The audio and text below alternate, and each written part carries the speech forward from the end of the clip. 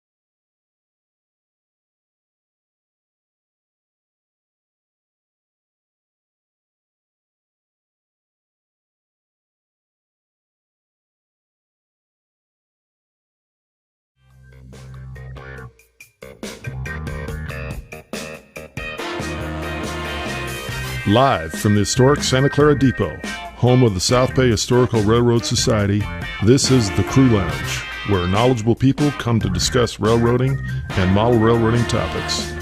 Pull up a chair, join us in the live chat, and let's get started.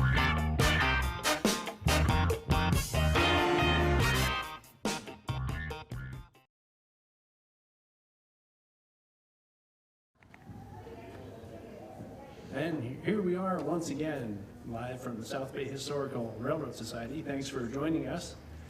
We're going to talk about kit bashing, kits, and basically scratch building. We have 4 people here with lots of experience at the table, so why don't we go to them and let's get started. Thanks for coming. Hi, I'm Dave Connery. I have a HO layout, a 2-level layout. The lower level is the Sierra Railway, and the upper level is the Virginia and Truckee in Nevada. I also have a garden railway, loosely based on the West Side Lumber Company and FN3, and for a while I was modeling in ON30.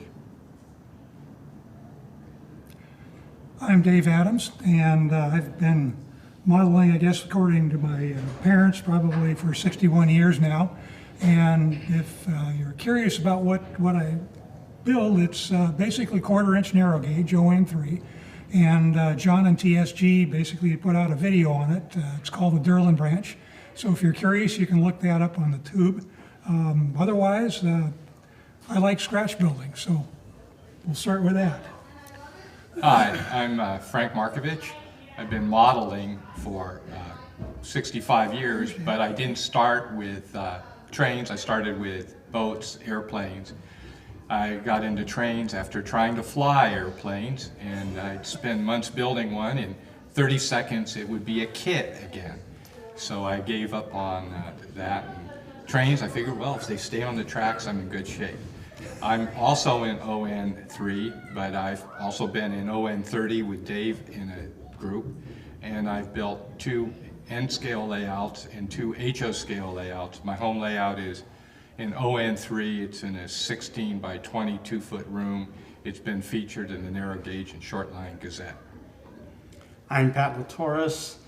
I'm the youngster of this group. I've only been modeling seriously since 1981, or late 1980. I model HO scale, O scale, ON30, and FN3, again, having been involved in a variety of groups. I've worked with Frank and Dave Connery in the ON30, and I've been involved with the San Leandro Historical Railway Society, who also has a video on TSG regarding their HO scale model railroad and their garden railway outside.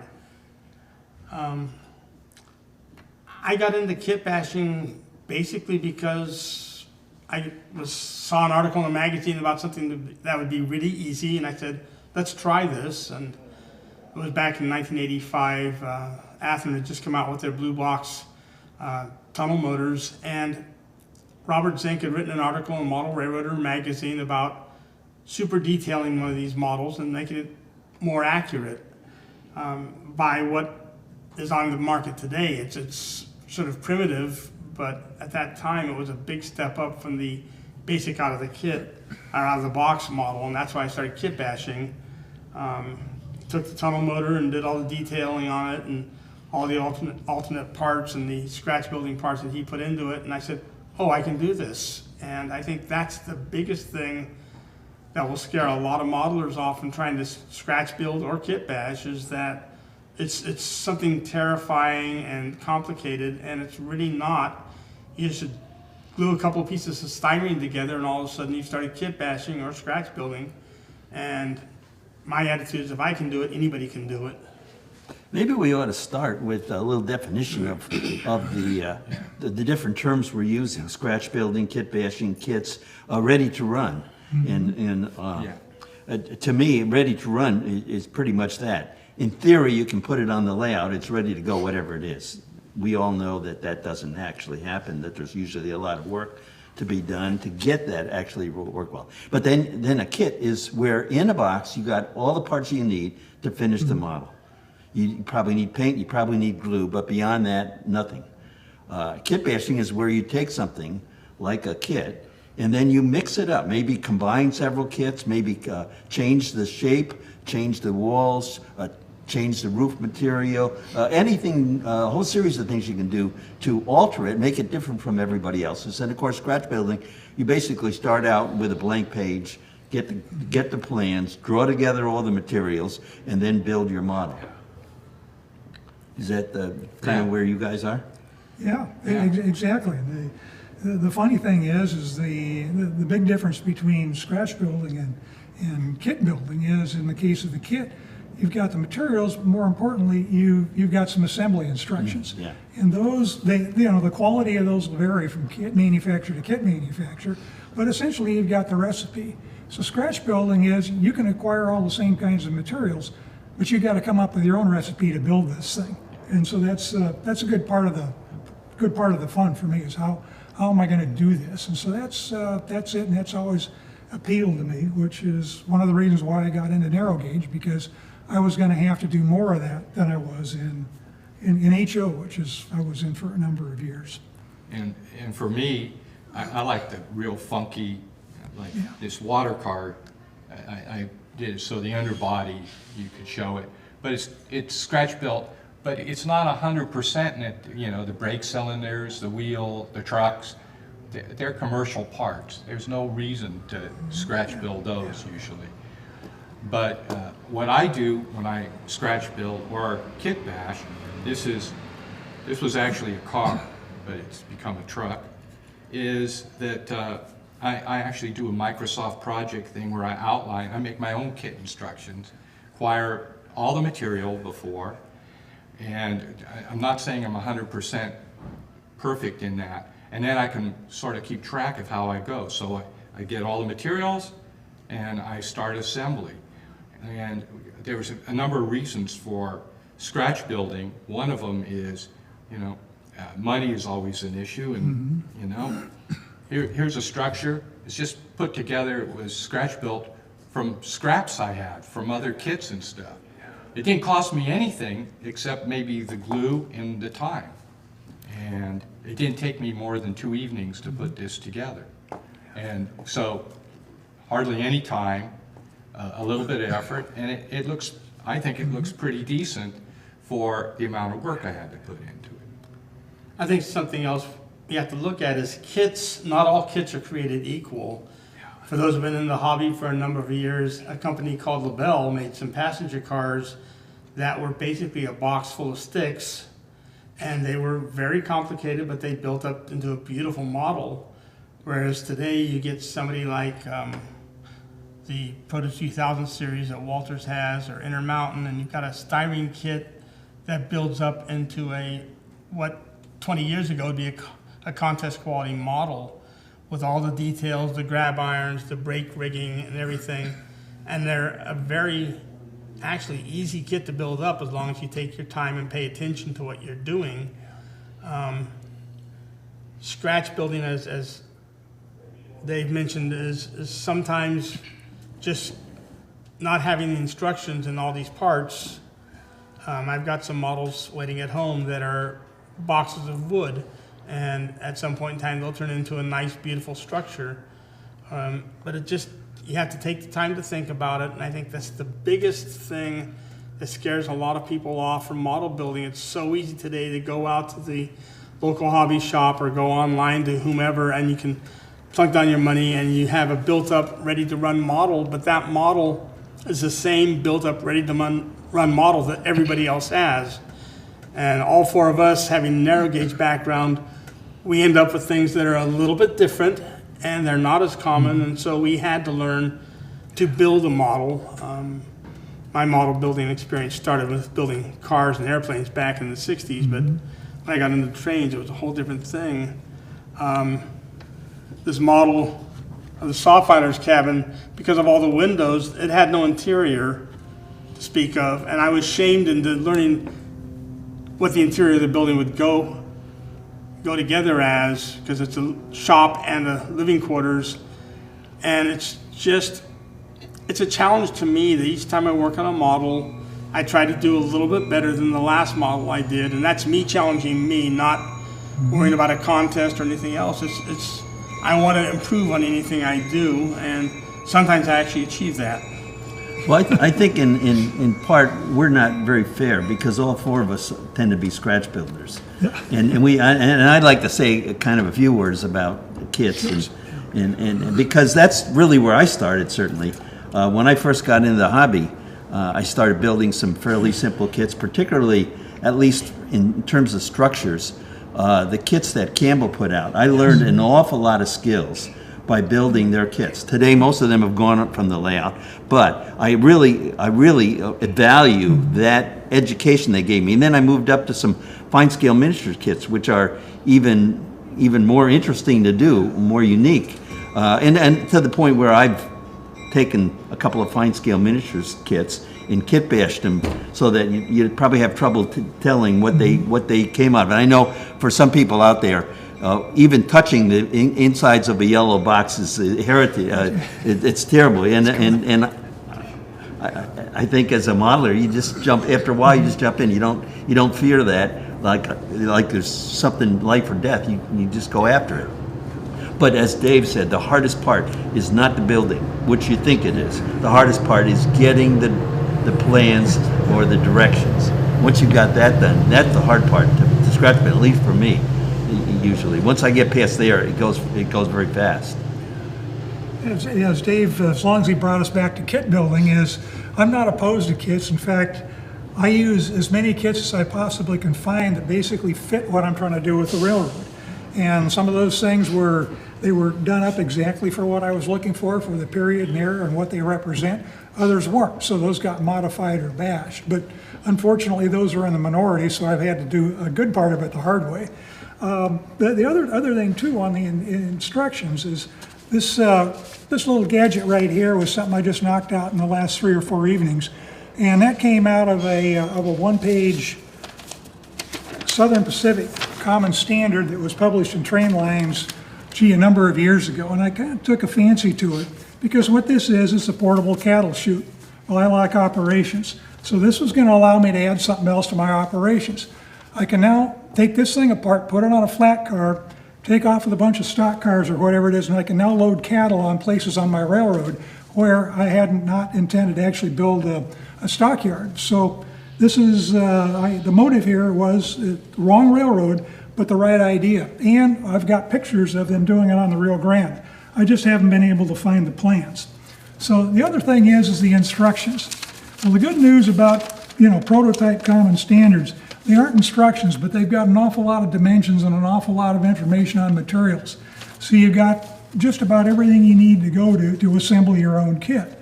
And so the only thing I did is once I said, okay, I'm going to need 1x6s and I'm going to need 3x4s and I'm going to need, you got that out. Then I sat down and went through the plans, sheet of paper, and I came up with a cut list. So this tells me to what lengths did I need to cut these things and how many of each length did I need. And so once I had that, it was just a matter of let's put it together. So the wing gates out here, looks like Jack Burgess. This is just scrap styrene out of the box. This is made up in order to get the spacing and everything exactly right on that. And you just take all your pre-cut wood, load it in there. You join the verticals using glue. This is my glue card for the project. It's a scrap of cardboard, and you can't see it, but it's got just all kinds of little dots of glue all over it that are hardened and dried and crusty. And that's because I'll put a drop of wood glue there, then I use a straight pin to pick up that piece of glue and take it and put it where I'm going to join the two pieces of wood. This works for scratch building, it works for kit building. I mean, it's just a technique that's just absolutely great. So you don't get the big blobs squeezing out on all sides when you do it that way. And so that's all this box is. I probably have got more time in building little fixtures to build this model than I do into building the model. But it was built like the prototype. It'll all come apart so it can be loaded on a flat car in sections. And when it got to the point where they were going to do the loading, the crew and the cowboys there basically had to get this off a flat car, drag it out in the field, set it up so it came complete with a sawhorse to get this to the right height. And the wing gates just slip on a couple of hook and eye hinges, and that was it. But it was several nights of fun building, and it now gives me something to play with when we're operating trains again. And it was easy to do, and coming up with my own instructions was just dirt simple. You just can't beat anything that's as simple as this. Is there a kit available for this? I haven't found one yet. Well, I have to support what Dave says about building jigs. A jig makes modeling so much easier. It's so essential. And oftentimes you can use it for a number of models because a lot of times the jig is for something that's fairly common and used in other things. So he's right on that. This, the underbody of this, the framing, was a jig that I've used for like 30 or 40 different models. Because the underbody I modeled West Side lumber, and the underbodies were pretty much the same. I really like also to build some, I happen to like cats and construction equipment, and Tamiya puts out a 1/4 inch cat that's got a Japanese symbol on the front from World War II. Otherwise it looks like an American. They copied America. You just cut it off, sand it off, and build it. And I like doing those because I can knock them out in 2 evenings. They look great, and they can go on a flat car or they can go out in the woods. And so I like kit building, but like Dave, there isn't a lot in what I model. So I'm stuck to scratch build. And there is a kit for this, but I scratch built it. I looked at the kit, wasn't particularly pleased with it, so I scratch built it and used the plans from the kit to scratch build. And I think it came out good. This is a Kitbash. This started as a Stutz Bearcat, a car. It's before all of our times. And I scratch built the back. The wheels are from it. I scratch built the cab. But this front part, the hood, that was from the kit. The underbody is from the kit. So I got a unique C-cab truck without a lot of work. I did peeling paint on it, but I didn't have to do that. So examples here of kit, scratch, and Kitbash. And something that, going on from what Dave Adams mentioned, is everything that's been done here in wood can just as easily be done in styrene. And if you saw any of the Jack Burgess videos, he does a lot of stuff. 90% of his models are built out of styrene, not wood, because he felt the wood grain didn't work well in HO scale. And if you can do it in wood, you can do it in styrene, and in some cases the styrene is almost easier to work with. I hate to admit it. It's, again, don't be afraid to try things. One of the questions I put to myself when you're talking about this, when John first approached us, was what is kit bashing? In some cases, it's something as simple as doing weathering on a model. That takes an out-of-the-box model and immediately changes it. If you're modeling a Southern Pacific cement hopper, it's going to have a different weathering, a different coating on the outside of it than a Pinty hopper might have. A locomotive or a car that works out in the high desert is going to have a different weathering pattern on it than something working up over the Siskiyous. in Oregon and on the Oregon-California border. Part of the joy of the hobby to me, which kept me interested in it, is that I'm constantly learning things. If I'm modeling this area, I will look and see, well, gee, everything working over that section of railroad was all crusty and covered with black soot because they had a lot of tunnels. Well, everything down in this area didn't have that issue. And I think that that's as much a part of your kit bashing as taking that out of the box kit and turning it into something that's unique for that portion of the railroad.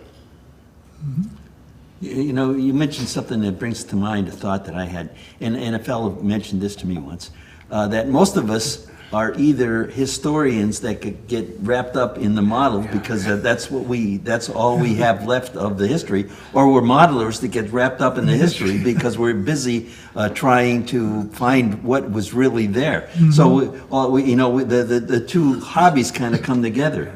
Regardless of where you start, you wind up kind of at the same place. Well, that's true, and I'll pick up what Dave just talked about, which is the history part of things, and also change medium here. This is out of wood, and so one of the things I've been running a version of the San Juan and New Mexico Express on my railroad for years, but I've never had the parlor car for it. It's always been too intimidating, and I wanted to basically have a car that I could run with a T12 pulling the train, which meant it was going to be all open platform equipment on that, rather than the vestibule train that was the later year San Juan, that there is a kit available for. So I don't have the later kit because it was going to be too hard to backdate into that. So this has turned into a scratch building project, and I'm working with one photo of the prototype on that and a folio sheet, and I've had to sit down and basically do my own drawings. But for this car, this is going to be all styrene. Why? Well, because Grant Line used to make the windows I need for this thing, and they made some doors and the steps. So the really hard parts of this are already done. So I've just got to worry about the body and the roof and the clear storage, which is going to be a problem. But otherwise, styrene is the right material to use for that as opposed to wood. And so the approach I'm taking on this is not knowing what I'm doing as you kind of launch into it. So I did all the drawings up for basically the underframe and the underbody. And so I'm working on that. When I'm done, is I can measure this up, and now I can design the car body to fit it exactly, as opposed to drawing the whole thing up and then discovering that, gee whiz, I was off 2 scale inches here, I built this, and now it doesn't fit. This will fit, and if I am off 2 scale inches, I can bet you that nobody is going to notice it. The car doesn't exist. It disappeared in 1951 and went to Mexico, and it's not down there anymore. So at any rate, this is a lot of fun. But again, it's the history, and I was lucky to chase down and find the one photo. On the other hand, I also got lucky because the history of the car is originally started as a tourist sleeper, then it was turned into a parlor car, then it was upgraded in the 20s, and then finally in 1936 it was rebuilt into the parlor car Gunnison, which lasted and ran on the more modern San Juan. Well, the good news is there were still some pictures of that later car. And when I started looking at that, plus the one photo I have of the car that it used to be, is you're looking at this saying, well, they didn't change this, they didn't change that. So all of a sudden, now I've got more information.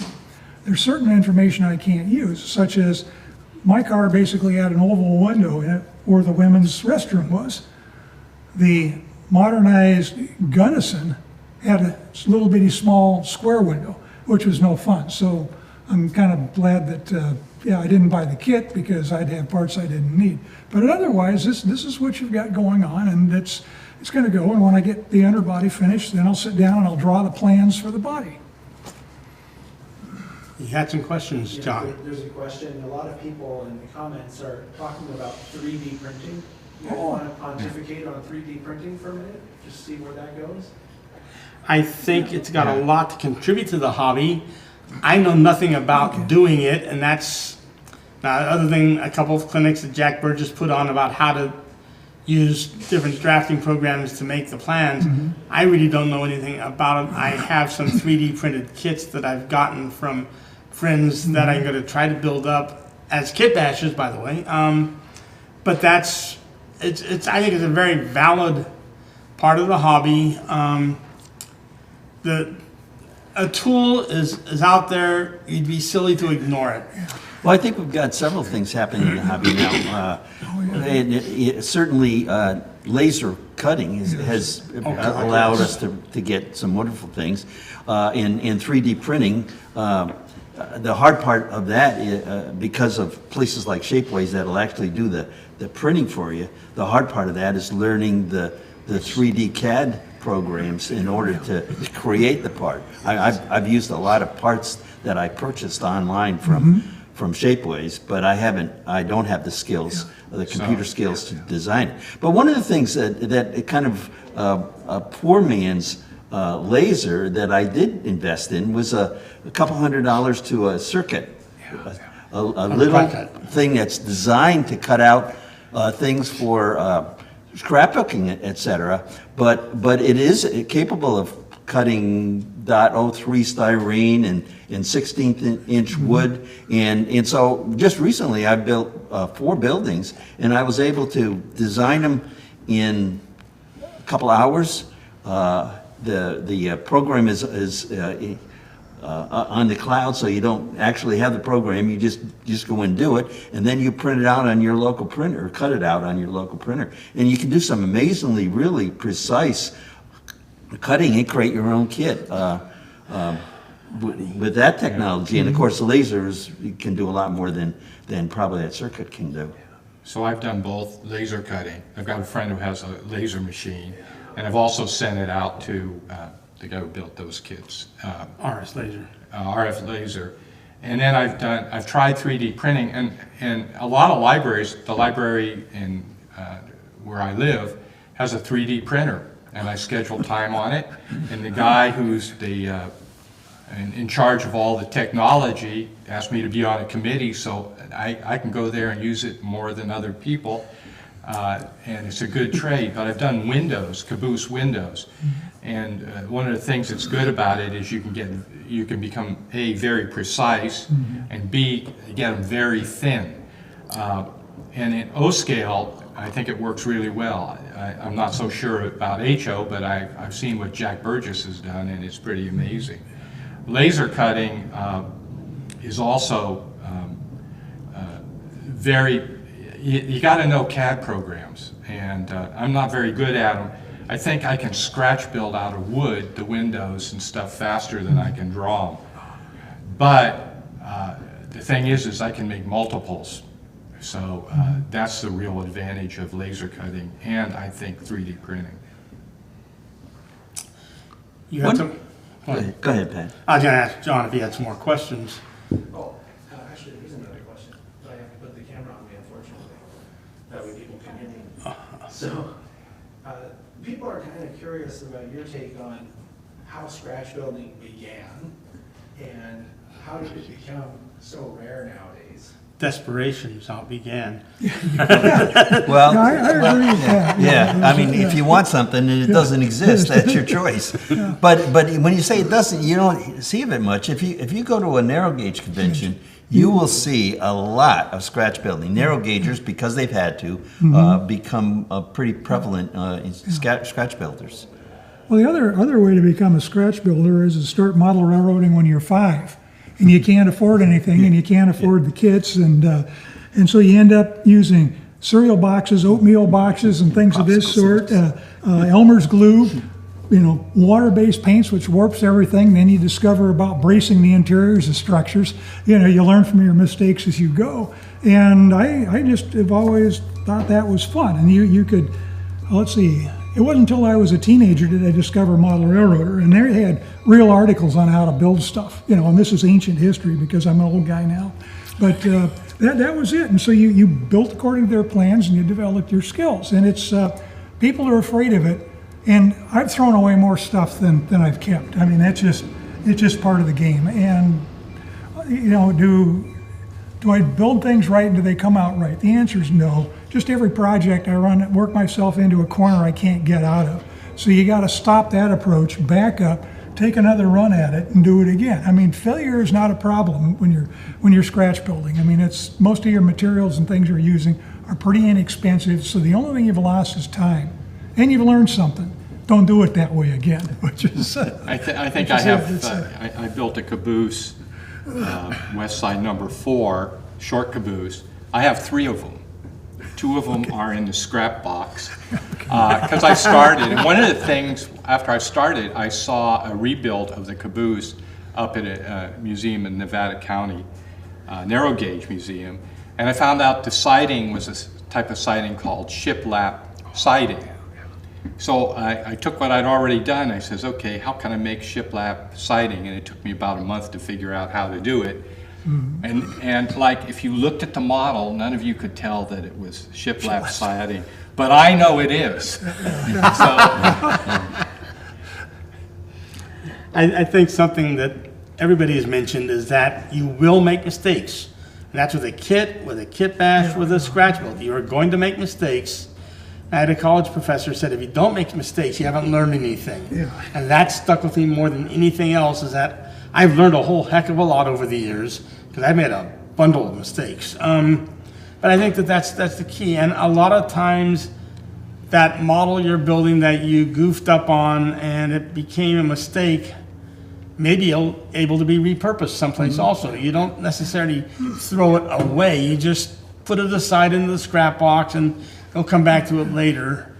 I think for me, the modeling is a lot of times therapy. I get up in the morning at an ungodly early hour so I can get to work. So while my tea is boiling in the morning, I'm out in the shop building something. Just if I glue 3 pieces together, I'm 3 pieces farther along than I was yesterday. And that's sometimes how you look at it. You don't do, I have to get this model done by that time. I have one model that I finished 2 days before I headed off to a national convention, but that's the exception rather than the rule. Well, one of the things that I noticed, I'm always looking for the kit of the specific building. And that's only happened a couple times out of maybe 60 or 70 buildings on my layout. But both my Sierra and the Virginia Truckee, both areas were designed to serve mines. And as I would look at photos of a given mine, if it's not almost taken on the same day, the mine changes considerably. It doesn't, they didn't stay the same very long. So often I can find a kit for a mine that's close to the one I want and make a few changes. And people say, where'd you get the kit of that mine? Well, it's not that mine. It's a mine in Colorado, but with a few changes, it looks exactly like the mine that was in this particular location. So I found that a lot of times I can do that. Yeah, I think that's another item is being, if you know where you're going, even if you don't know how you're going to get there, you're always looking for stuff that's going to help you get there. And that says, can you recognize the potential in this kit? And sometimes it works out well, sometimes it doesn't. In one case, I said, well, I'm going to, some of my towns are fictional on the railroad, and so I was going to build I needed a sort of a downtown block, if you will, in this coal mining district. And so I looked at this and said, this will work great, this will work great. I said, I'm going to do that. Well, I kind of was building along and I said, oh, this is no good. I need some depth on these. So now, rather than, I bought the kits for the flats rather than the building. In hindsight, I should have bought the building kit because I needed the depth. So at this point is, what am I going to do? Well, do I go out and buy the kit? No, I'm too cheap to do that. So I ended up casting plaster walls, scribing brick to match the brick on the front in order to get the walls down the side. And we've done that other times. The hotel, this is it, too big, okay. We'll build it up here, but we're going to just basically truncate it here. What can you do with the back half? It wouldn't go anywhere, so that went in the scrap bin because it was a lot of really nice laser cut parts that just were not going to be usable in anything else. So it's a matter of fooling around, I guess, until you get there, and you learn, and it turns out it's fun. And I've been doing this like these guys for lots of years now, and I wouldn't do it if it wasn't fun. And I like having scenery completed and trains completed and things just as much as the next guy. But the time and the enjoyment is that periodically when I was working, especially if I'd get an hour or two to sit down and build a model. When it was done, I'd get up and I'd walk in and I'd tell my wife, I got to do that more often. It's so much fun to sit down and work on a model. And it was great therapy too. Now I'm retired, so we're good.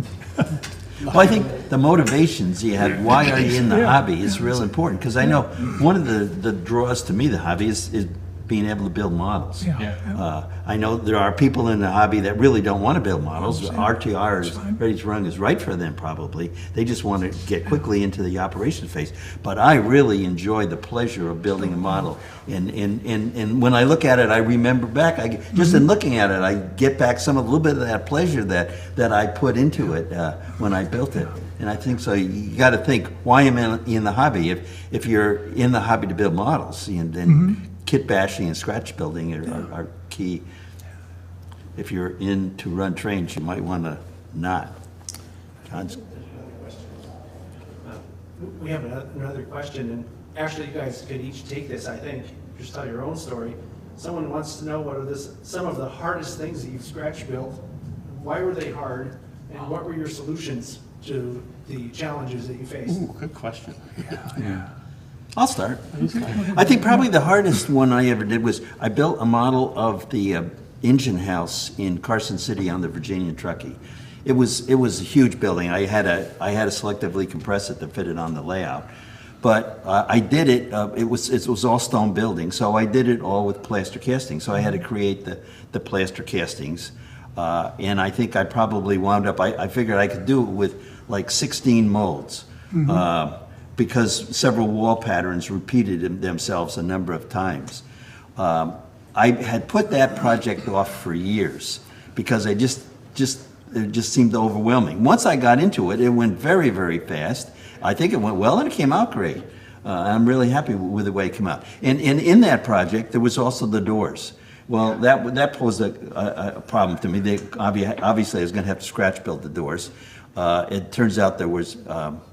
I cut it from 11 stalls to 8 stalls, so I only had 8 double doors to model. But I wanted the doors to be open, so I had to model both sides of the door. I thought, well, that'll take me forever. Well, it took me about 2 evenings to model all 16 of those doors. So the hardest part is just saying, I'm going to start and get going.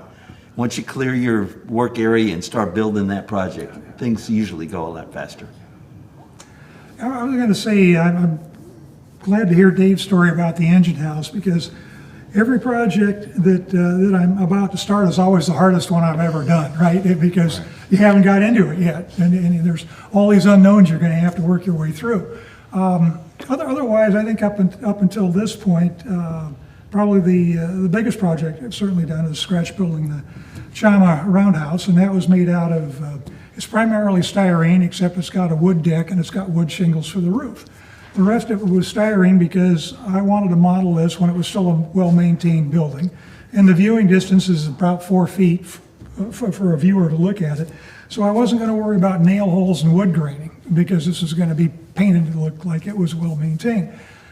On the other hand, having visited the prototype a number of times and looking at the photos and other people's photos, I'm looking at it, yeah, it's board and bat, but there's something different. Well, one trip back, I went up and I stood nose to nose with a bat and said, here's what's different. All these bats are milled wood. It's got an OG on either side that casts another shadow. How cool is that? How can I replicate that? So that took me a while to figure out. Well, that was by layering up strip styrene. Does it have that fancy curve on the side? No, but it's got the changes in dimensions. And so when you look at it, it does pull off that shadow effect. So that was one of the things I had to do. The other thing is I don't do interiors, except a friend of mine at the time said, Dave, you're an operator, you at least got to do the operator's bay. And every time okay, we got this done, Jim. Well, now you need to do this. You really ought to get something in the waiting room. And so he kind of just... Real friend. Yeah, real friend, right. Yeah, egged me on, and I'd have to figure out how to do this. So I made all of the rooms so they basically come out as individual boxes. And I can take the whole darn building apart in case of excruciating pain, like light bulbs burn out, to replace them. Except this time I'm going to be smart and I'll replace them with LEDs so I don't have to do that. But that was one of the things there. There were just a number of things on that project that when I got into it, I had no idea how I was going to do it. You got to that part, and I may not pick it up for a couple of days, but your subconscious is working on it, and all of a sudden you got to, well, let's try this. And away you go. Did it work? No? Okay, we're going to try something else. And yeah, the next biggest, I'm working on 3 things now. One of them, as I said, is this parlor car. The other thing is the Chama Roundhouse and Machine Shop that I've been collecting parts for the last 20 years, and hope to get that kicked off this next year. And the other thing that I'm currently working on is a Kitbash of 2 side dump cars that I got started on a number of years ago, and I haven't touched them for 5 years. And I finally figured out why I didn't want to finish them. Because I did a bunch of substitutions, and I ended up building up some fancy angled corner steps with soldered braces and everything, and I just didn't like them. And so that turned me off of the whole project. And now I know what's bugging me. I'm all set to basically take another run at this thing, take that whole end, the ends of these 2 cars apart and rebuild them up, so it's back on the build list. But again, it's been a 5-year interval since I've touched them. And it took me that long to realize why I wasn't making progress, because I didn't like the job I had done on them so far. I'd say I talked a little bit about the caboose, and it was shiplap. That caboose took me a couple of years to build because I did a lot of research. The research is really a lot of fun. Found a lot of pictures and then was able to find where the caboose was being rebuilt. Went up there, took more pictures. I got enough pictures you wouldn't believe. Did drawings. There were drawings made by a guy named Russ Simpson, but they weren't quite right. They were wrong in a few places.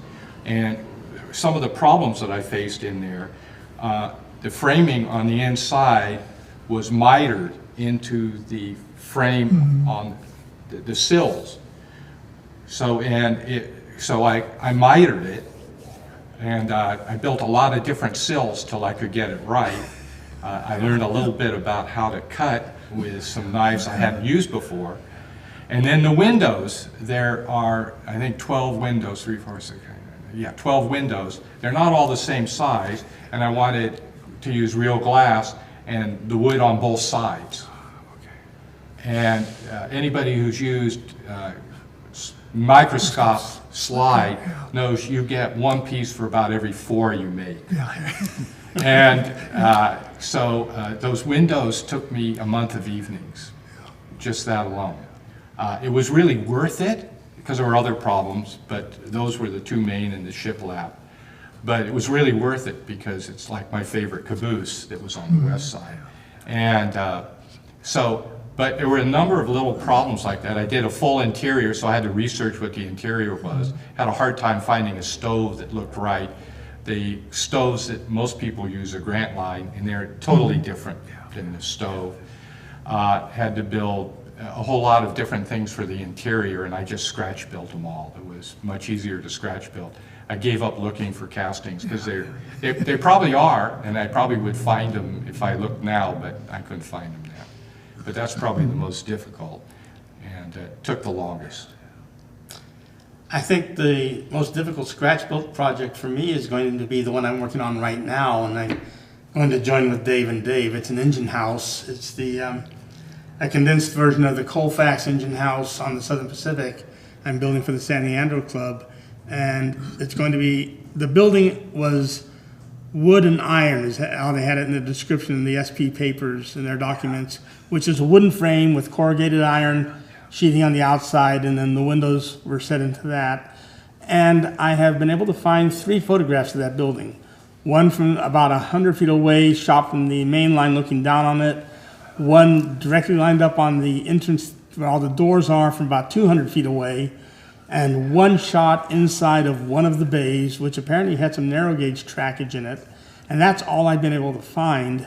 And so I'm going through other SP documentation to find a similar house that I can steal, modify, alter to make fit what I want it to be.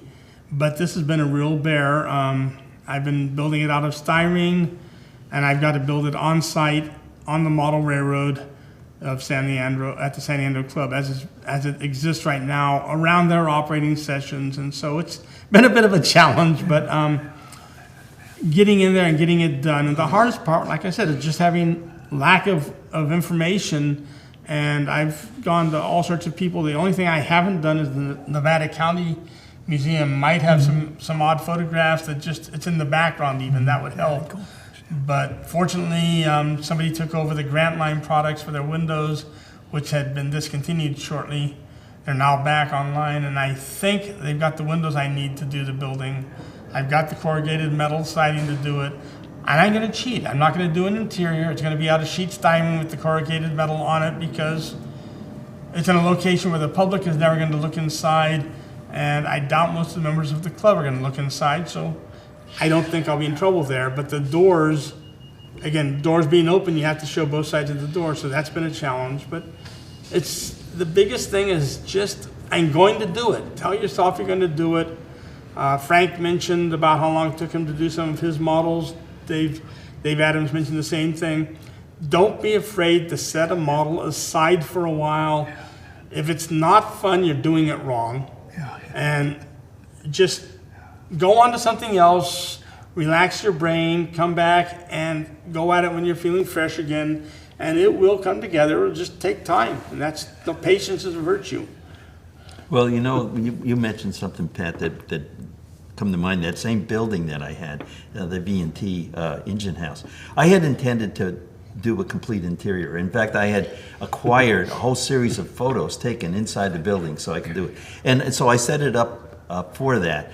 But then as I got to actually putting it together, I realized that if I lift that roof off, what do I do with it? There's no place in my layout room to put the darn roof. I'm going to just stand there holding it. So I said, that's silly. I'm not going to do that. I won't bother anymore. And the roof is not going to be particularly removable. I do have a couple of interiors, and they're dumb. Nobody has never seen them, except me. I know they're there, but nobody else does.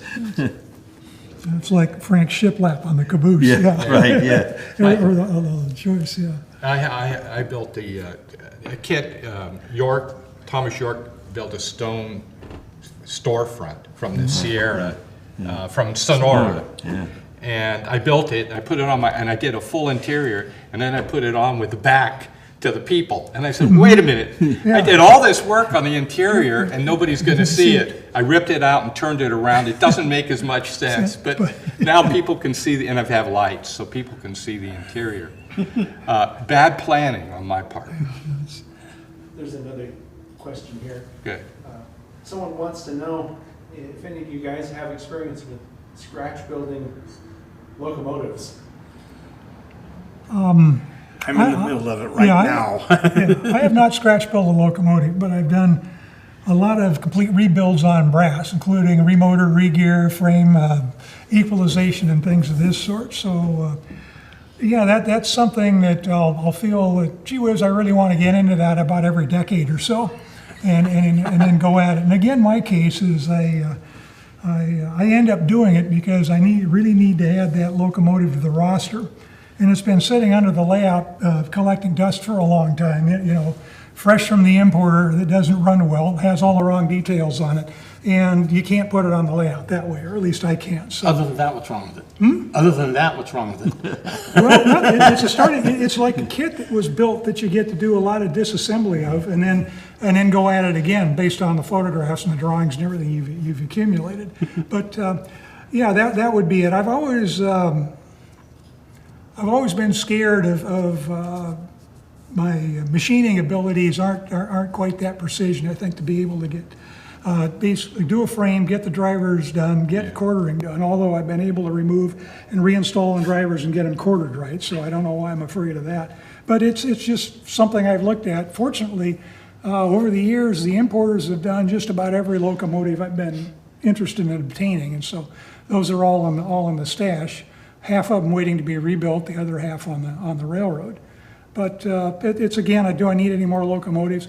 Well, yeah, I'm ordering out locomotives, operating them, so I've got to get some new ones online, kind of like the prototype. But no, I like soldering on brass. It's a lot of fun. It's a different skill set, and it also comes in handy when you're working on cars and structures. Sometimes you need a part that you know is going to take a lot of abuse, and you can't beat brass for being able to take abuse for that. Yes. And the other thing that's really important, I think, is if you dive into that, it gets you over the fear of having to treat stuff made in brass like you can't do anything with it, like it only can be set on a mantelpiece and adored, which is not true. And I had when I got into the ON3 in the 70s, a number of folks that were in it basically got me over my fear of brass. And this was because you'd visit them and they'd have brass and pieces all over the rooms and oozes and stuff like that. Is it going to, oh yeah, it'll all go back together again. And, you know, it did.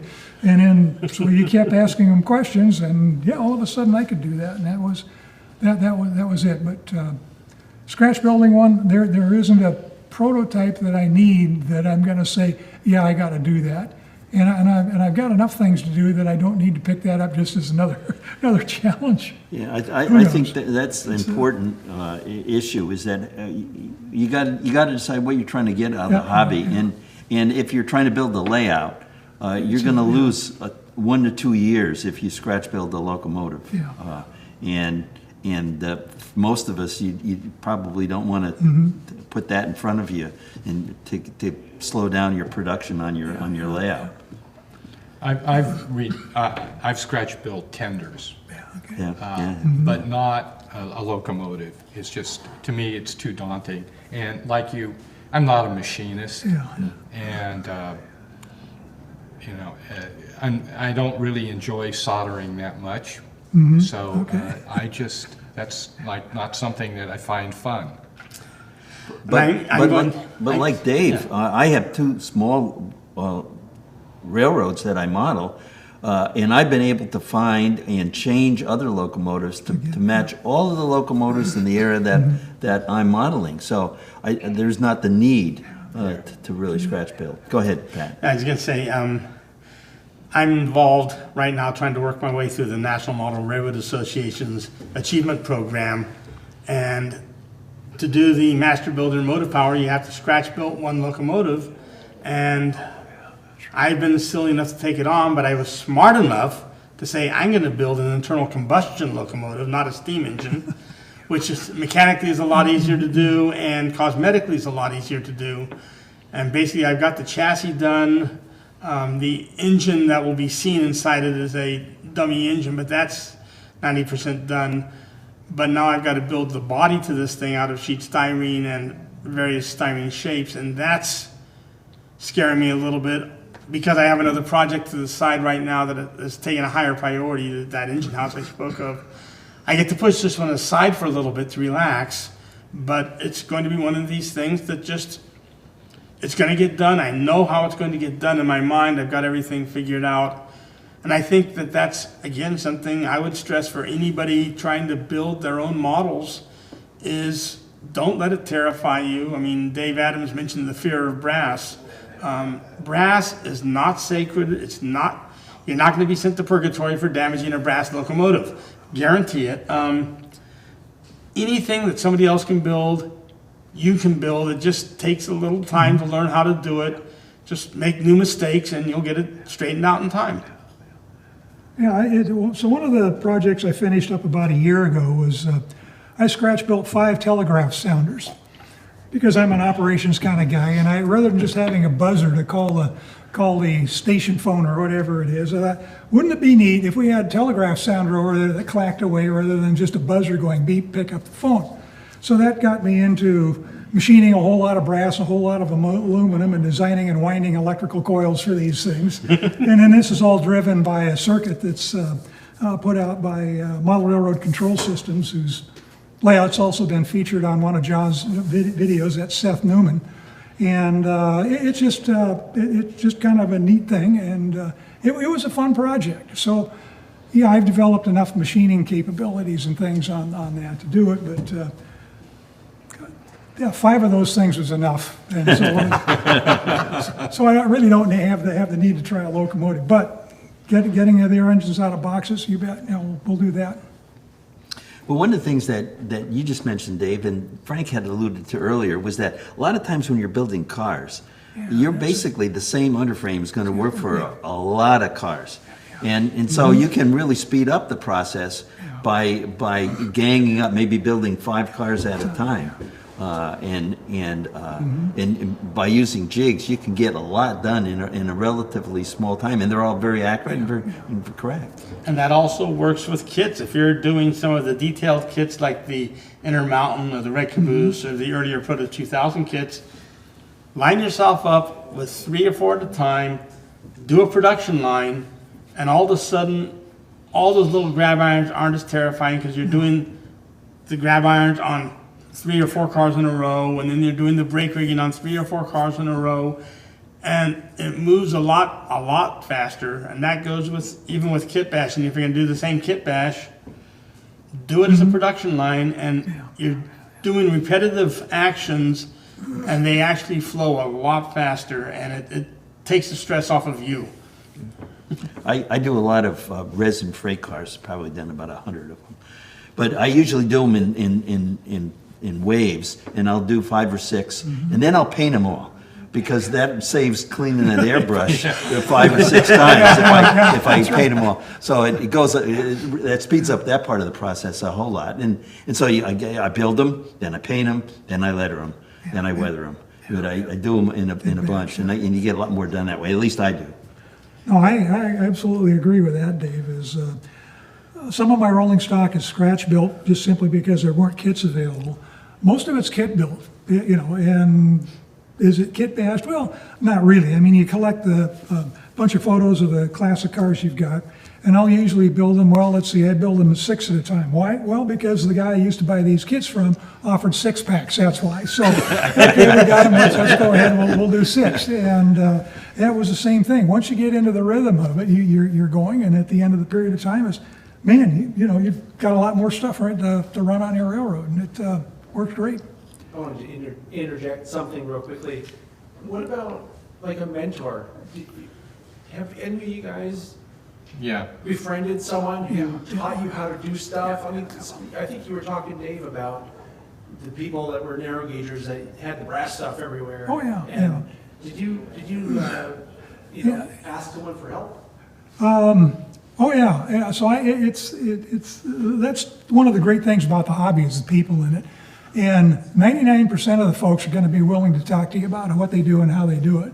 I've run into a few people that say, "No, that's my secret. Go away, kid. Don't bother me." But otherwise, when I moved from standard gauge into narrow gauge, and this was all new to me, and it was going to have to be an awful lot more building than I did in HO, is I got into a club that was ON3. And that was up in Oakland, and every Friday night, boy, after work, I'd get in my Volkswagen and drive up there, or whatever it is, down to a bad place of town, and hang out with these guys and learn stuff. And so they were absolutely great. I could bring up a model, they'd look at it, say, yeah, here's what you're going to want to do next, or think about that, or you can make a fixture that's going to accomplish that. Because a lot of these guys have been doing this for 50 years before I ever discovered that this is what I thought I wanted to do. And so that was just invaluable. And so it's it, and that's one of the items. The other thing is reading magazines. The other thing where you learn how to do things is, believe it or not, kit instructions. Yeah. And every time I've ignored kit's instructions while building a kit, I've usually lived to regret it, because they've sequenced them for a specific reason. And then sometimes I say, okay, this is easy. Well, I can do this and this and this, and then you get to that point and say, oh. Now I got to do this. I can't get that in there because physically it won't fit because this part interlocked with that, and you realize you've just hosed yourself, on that. So there's all kinds of places, but otherwise, yeah, I would consider I've had all kinds of mentors, and there's still for some narrow gaugers in the South Bay I basically host an operating group. Used to do that in conjunction with Jim Vale, and all these guys are builders, so we're always talking about building. We've got an operating session. What are we doing? Well, we're talking about building before the session. Do the session. What are we doing after the session? Well, we're talking about what we're building, what we're working on. Does anybody have plans for this or that? Or a technique, and it just keeps the whole thing going. I'd really plug the National Model Railroad Association. Yeah. It's a group of people who have a common interest, trains. If you have any sort of local division or group of members, I've met more people and learned more through the NMRA, going to regional conventions, going to national conventions. Jack Burgess is one of these people who I met through the NMRA, who has more information stored away than I could possibly imagine. He has no secrets. Dave Connery, Frank Markovich, and I were all in an ON30 group together, and there was a lot of information passing back and forth between the members. Oh, I ran into this problem, I learned how to fix it, and learning from others is absolutely essential. Why do you go to school? You go to school to learn things.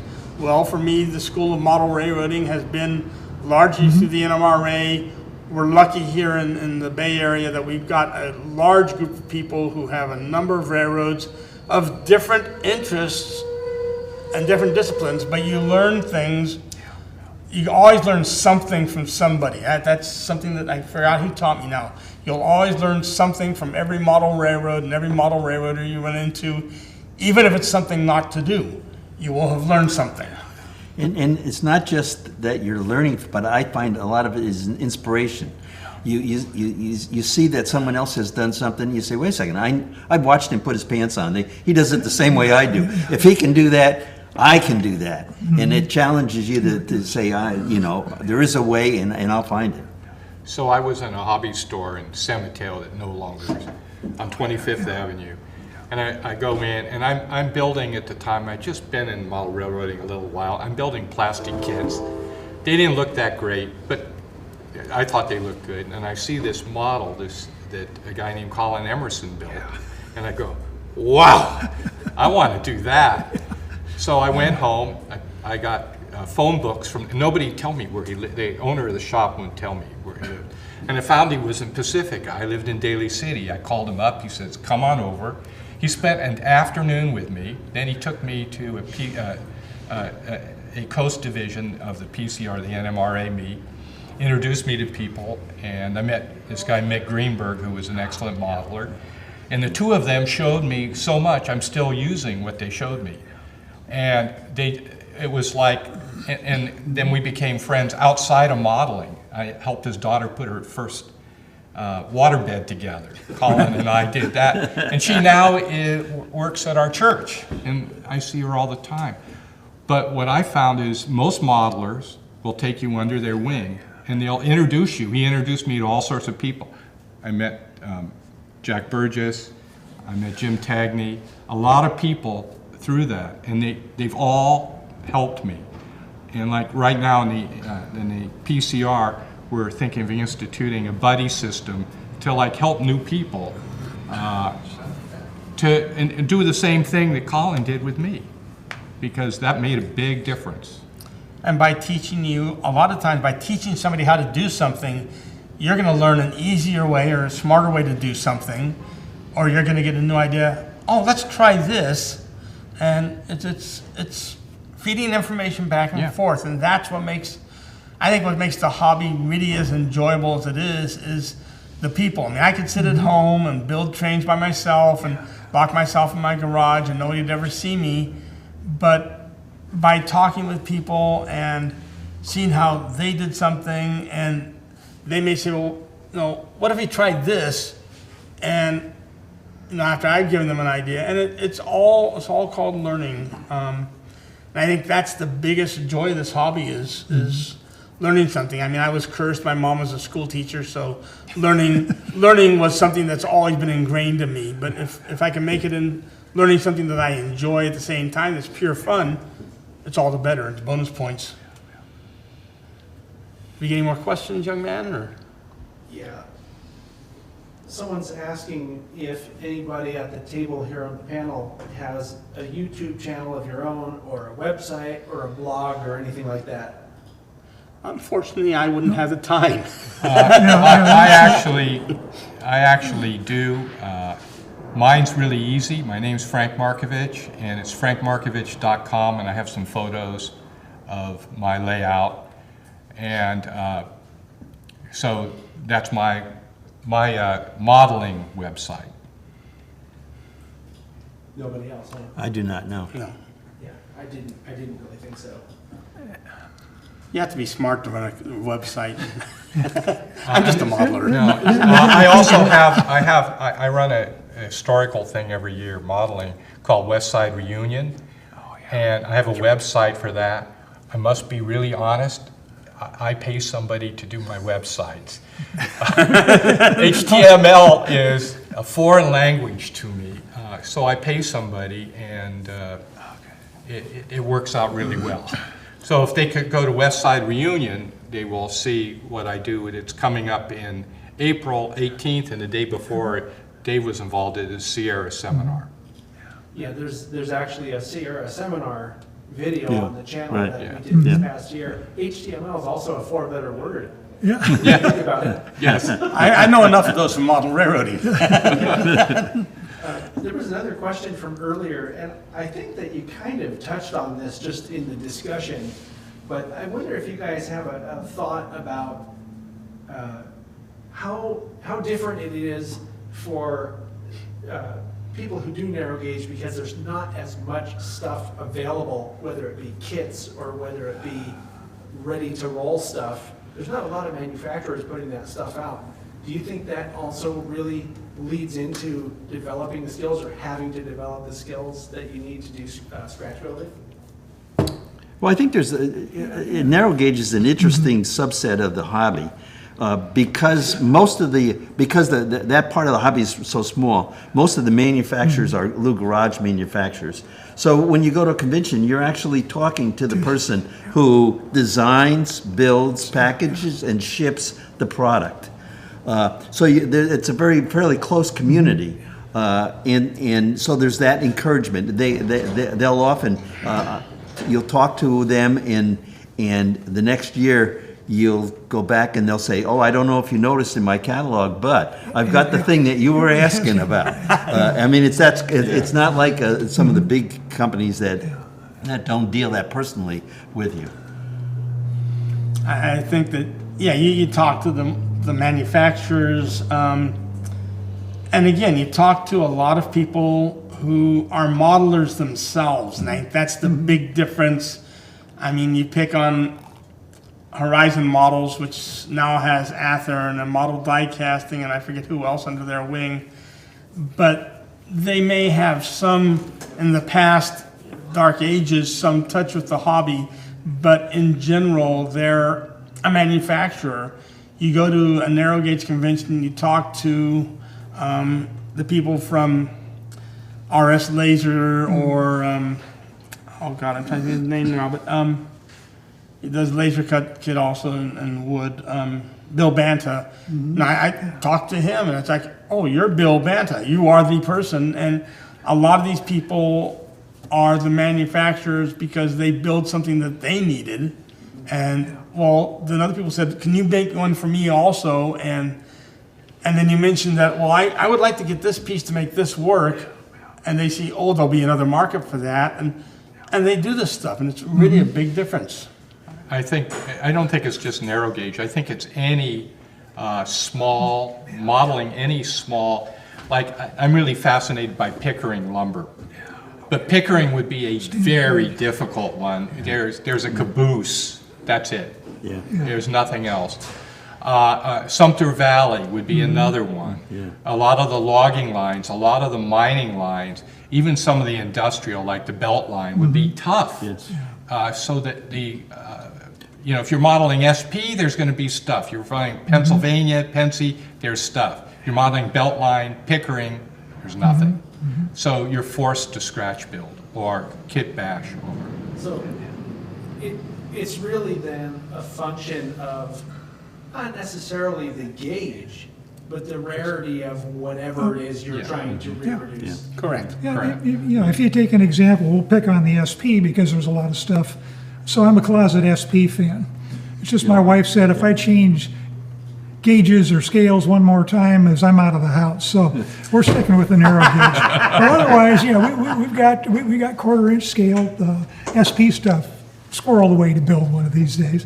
But you look at that, and depending on what you're trying to do is, kits are available, or it's available ready to run, or no manufacturer's done it yet. And so if you really want that particular design of an SP depot, you're going to scratch build it because it's not there. Some of the kits can't be readily converted into it, and so it's really, where are you trying to go? And if you're trying to do something that's different, that isn't done, even if it's with a big-time railroad, lots of stuff available, you may end up with looking to get some depots and things of this sort here, and say, I really want to model this broken down part of the branch line up in Oregon on that. Well, is there going to be a lot available for that? Probably not. You're going to be scratch building a lot of that. Rolling stock, you're probably going to be able to get that. Structures, maybe not. Right. Something else real quick. Unless, did anybody else want to touch that one? Okay. Someone else was asking much earlier if you guys are aware of or could recommend any simple kits maybe that you could give to a kid and they could get started on their adventure in the water. So I have an 11-year-old grandson who's interested. And I've been helping him build kits.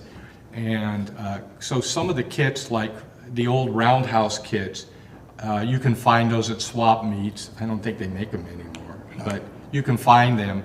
They're really good for 11 years old is probably about as young as you'd want for model railroad stuff. You could start them on the snap kits that Revell has for cars and airplanes, stuff like that. There's one Revell had that he built that was a shuttle, and that was really good. Not train related, but it gave him a lot of ideas. But Roundhouse made some great kits that were easy to do, and we built 3 or 4. And then for structures, Atlas has a number of structures. There's a water tank and a couple things like that that are very easy, and he's been able to do those. You want to find a kit that has instructions that have some words in it and not just pictures. That helps. I found that the ones that are just pictures, diagrams, are harder for an 11-year-old.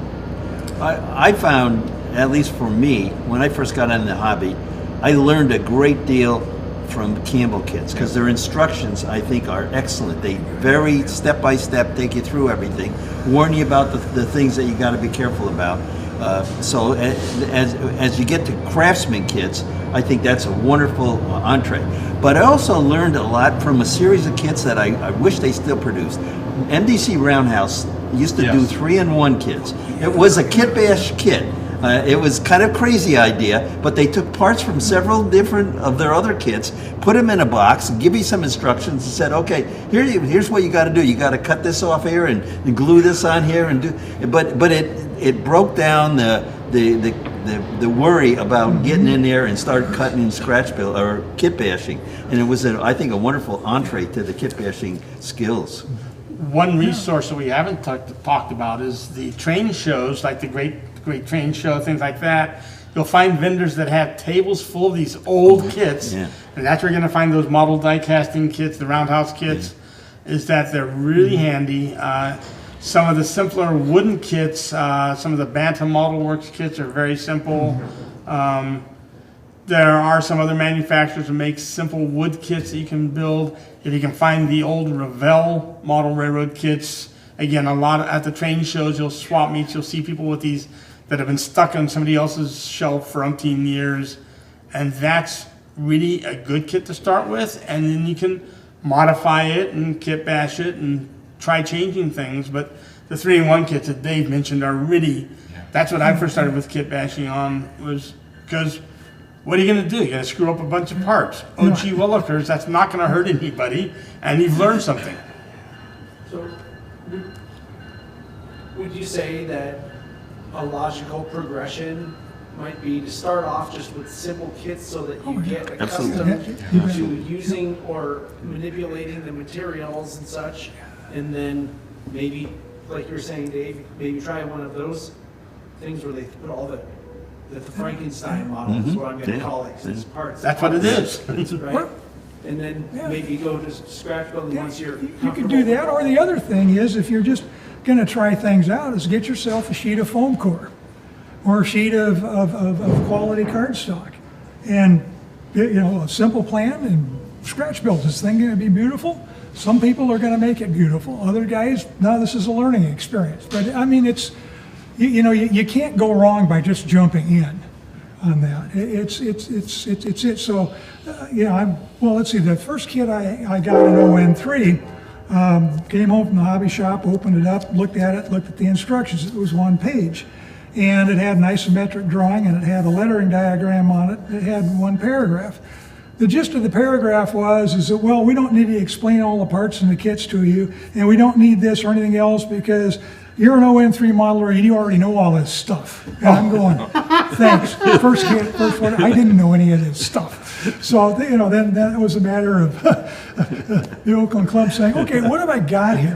Tell me what we've got. Help, give me a handout. So one of the things you're going to do is, if you have the chance before you buy a kit, you're worried about is see if you can look in the box, not take the parts apart, open up the bags, but look at the instructions. Find out, is this something you say, yeah, I feel comfortable taking a shot at this. Like I said, I was irritated when I opened this up and said, we aren't going to tell you anything because you're supposed to already know it.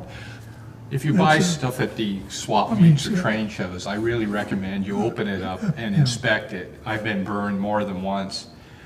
Yeah. Probably not intentionally, I'll give the guys a break, but get a kit and it's missing a crucial part. So I like to see that the cello bags on the inside are sealed, and if not, I do a quick inventory. And if they won't let you, then I'll go on to another vendor. But it can be very frustrating to buy a kit, which I did for my grandson, and we're halfway through it and realize a critical part is missing. You can't get the part anymore.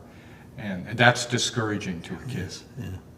Well, one could argue that would make you a scratch builder real fast. Well, it's usually a part that's pretty tough to scratch. It was a part that he couldn't scratch build, and I didn't have the time or energy. And something we touched on earlier is get involved with other modelers in your area, because their knowledge is going to help you. Now, I admit some of the people watching this broadcast are probably experienced modelers and are just looking at reaching out a little bit farther than they've been before, but there are going to be new people here as well. And get to know the people around you, because they're going to be a resource. Again, I use the school analogy. You go to college to learn from the professors. Well, this is the model railroading college. Get to know the people around you and learn from the professors. Learn the people who've made the mistakes so that you don't make the same mistakes they made. Because I guarantee you, on this table, we probably have a long list of mistakes that none of us will admit. But I think we're an example of the fact that scratch building is possible without serious brain damage. Yeah. Absolutely, absolutely. Yeah, it is. It's back to the concept of that Dave hit on very early on in the broadcast. You have a Craftsman kit, which is a collection of sticks in a box with instructions, and you have scratch building, which is a collection of sticks with no instructions. They're not that much different, really. And if you have a clue, you have a couple of photographs, you can make your own instructions if you have to, or you can find manuals from different railroads if you're interested in a particular railroad. Their historical society might have a lot of information. It's a resource. Make use of the historical societies. They are there. They would love to help pass on information. There's a lot of resources out there. Utilize all your resources.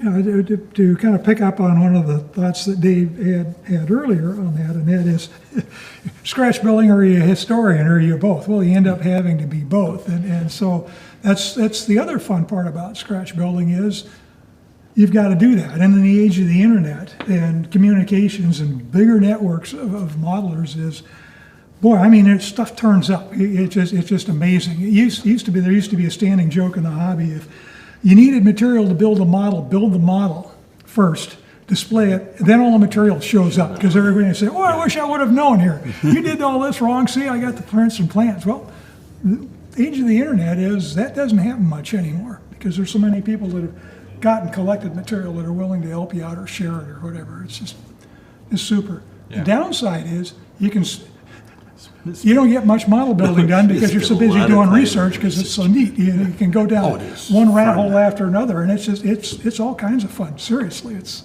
great. I think that's something that I think is lost on some people.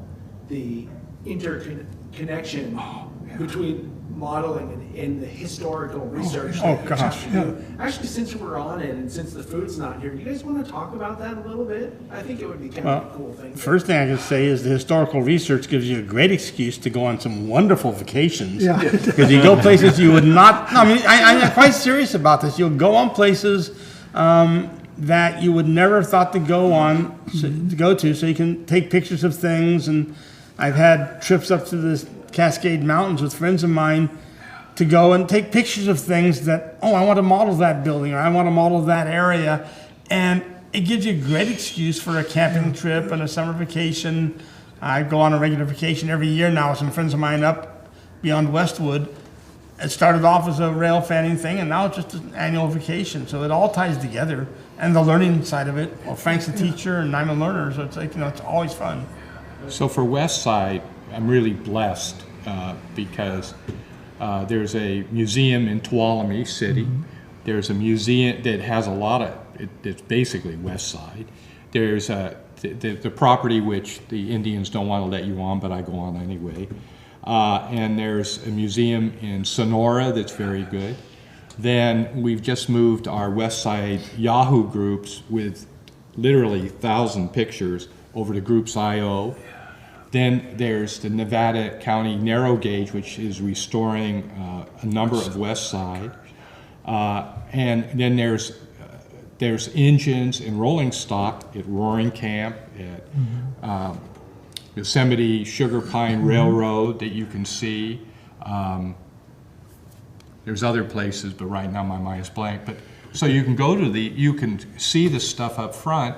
You can go to Sacramento to the California State Museum. They have a lot of photographs. And at NMRA now we can go in and use their library so we can look stuff up. There are lots of books, not all still published, but there's at least a dozen books on West Side or the Sierra or Pickering or similar. And so there's really a lot of information. And then you have, like Russ Simpson, there's 15 or 16 packets of plans. And they don't go all the way, but they're far enough to get you started. So we're blessed with all of that. And one thing leads to another. This is past Friday, a group of us went up in Tuolumne County looking at some precursors to the Pickering when it was a Standard Lumber Company, and we were able to find the top of one of the inclines that went from the North Fork of the Tuolumne River up to the ridge, and then it was a double-sided incline, which we'd read about in a book, and so the incline went up, and then they hooked it on the other side of the car, and they lowered it down the other side of the ridge. So we're able to follow that. Well, that's no big deal. We're just following, but it hadn't been used since 1911. And we were able to follow it through the woods. And to us, that was a really exciting experience. And of course, we're having beautiful weather right now, so it was a perfect day to be in the mountains. Something else that Jack Burgess mentioned in one of your broadcasts with him is universities. University libraries are a great resource. Frank mentioned the California State Railway Museum Library, who has some amazing librarians. They're just a great resource. I do 2 trips a year up there. Gives me an excuse to ride the train also. But back to the fun of research, get to ride the train up to Sacramento from the Bay Area. But no, university libraries, wherever you're located. If you're back in Boston, there's university libraries back there that have information about anything going on in that area probably, and quite outside that area. There's all sorts of resources out there. I couldn't begin to touch on all of them. I don't know that they're... Even things like Ancestry, Ancestry.com. I found out a relative that worked for a railroad. I mean, Well, and Dave pointed out a little earlier about rabbit holes. History is a rabbit hole. Absolutely. You go and you're looking for something and you find something else and you say, well, that's interesting. I didn't know that. And then you look that a little bit further and pretty soon you're miles away from where you started and having a wonderful time learning a lot of new stuff that you never even knew existed. Now the other, so to sort of be a contrarian here, this goes back to I wish I knew then what I know now. kind of thing. Yeah, particularly if you're building a railroad and you think you got it planned and you think you got this all figured out. Well, as you learn more and more, you discover how many things that you thought you knew weren't true, how they didn't do it like that, how you should have done something or other on the railroad. Now you're presented with the conundrum is, okay, do I get discouraged and leave the hobby, or do I live with it, or do I go back and make some modifications? And it turns out, the right answer out of that set is, it depends. And you end up doing that. I mean, there's things, if I had my allotted space and I sat down and I designed the railroad today, it would probably be different than it is. But at this point here, I don't think I'm young enough to tear it all down and rebuild it into what it should be. So I haven't even tried drawing any new track plans with the new data I have. It would just be too discouraging. So we're going to continue on in blissful ignorance, as they say, and continue with the hobby. But otherwise, you end up making decisions like that. And even on the parlor cars, I'm forging ahead because I said I've got very little other than a folio sheet and one photograph and then a couple of photographs of the successor car after a rebuild. And so there's a lot of things we're making up. I know as soon as I get it done and people start seeing it, the information is going to come tumbling out. But so far, the folks I've talked to don't have it. But is it going to bother me? No, the model's done. It'll serve its purpose, which is bringing up the rear of the San Juan, New Mexico Express. And I'll be happy, watching it go by. So it's, but I'll gladly entertain the new correct information too. I just won't let it bother me. Because I know on my layout, I picked 1929 for a lot of good reasons. I still think it was the right year to model what I'm modeling. But there were some things that were gone before 1929. And I really wanted, one of them was a flume coming into the south end of Carson City. And I'd never seen a flume modeled, and I really wanted to model a flume with wood coming out of it. So I said, okay. It was there in my layout. And there was another bridge that I hated. I didn't like the bridge that was there in 1929. I loved the one that was there in 1907. So that's the bridge I modeled. And I took from a movie a bridge. I loved Emperor of the North when they're on top and they're going to hop on it. So I built that bridge. A bridge like it. There's nothing like it on West Side, only because every time I go past there, I think of diving up on the top of the car and the rain coming down. So. Okay, well, we've been going for an hour and a half now. We all have to quit. This makes up for our late start. Maybe we can kind of wrap things up then, unless you guys have so much more that you want to share with people. One of the questions that people were asking online was whether or not anybody at the table has a presence on Facebook or Instagram or anything like that. So maybe what we can do is one more round. You have any advice or something like that, and then I'll do a little closeout and we'll call it a show. Okay. Sound okay? Yeah. Well, my only advice would be do the hobby in a way that's fun for you. It doesn't matter whether people say, don't feel confined that I got a scratch build or I have to model a certain railroad. I can't mix the railroads. If it's what brings you pleasure, do it. I can't state it any better than Dave did. That's it. And everybody, try out a lot of different things. That's how you discover what you like and what you don't like. And there are certain things about the way I do the hobby that I don't like doing, but I do them anyway because I'm after this end objective over here. So, you fight through it. Like Frank said, I don't want to do any wiring. That's it. I have a sign under my layout. It's of a guy under a layout and a big tangle of wires, and the caption is just stupid wiring. So I understand that sentiment exactly. It's it, but you can't go wrong. Just do it. And have fun. When I go visit layouts, I always try and find something good to say about what the guy did. And if somebody says something bad, well, they're the bad one, not you. Because if it makes you happy, in modeling, not necessarily life, but in modeling, there's nothing wrong with it. You should go for it. Have fun, and ideally find at least a couple other people that share the fun you have, the passion you have. That really makes it better. The three things I would say is, first, what everybody else has said, if you're not having fun, you're doing it wrong. And that's absolutely, I don't feel that can be challenged by anybody. I happen to model prototype practices, not necessarily a specific prototype, though I'm very knowledgeable about the Southern Pacific, because I figure the railroads did things because they found out other things didn't work. And I see no reason to make the mistakes they made. I'm going to learn from what they did. So that's why I follow prototype practice. And as far as building kit models, kit bashing, or scratch building, go ahead and try it. The worst it can do is work. Yep. Okay, well, I guess that will do it for this show, and I want to thank everybody for coming. I want to thank you guys for coming. I think this is we were joking off camera here earlier that this panel has the most experience out of any panel we've done so far on the show. So, and I have to stop for a second while that train goes by.